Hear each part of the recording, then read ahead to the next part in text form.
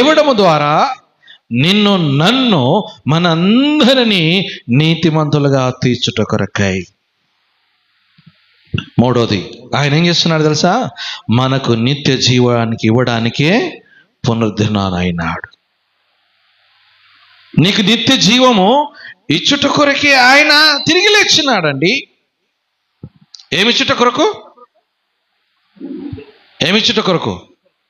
నీకు నిత్య జీవము ఇచ్చుట కొరకు. యోహాను 11:25. యోహాను సువార్త 11:25. అందుకు యేసు, పునరుద్ధానమును జీవమును నేనే, నా యందు విశ్వాసముంచువాడు చనిపోయినను బ్రతుకును. నేనే. నీకేమిచ్చేందుకు? ఆయన తిరిగి ఎందుకు లేచినాడంటే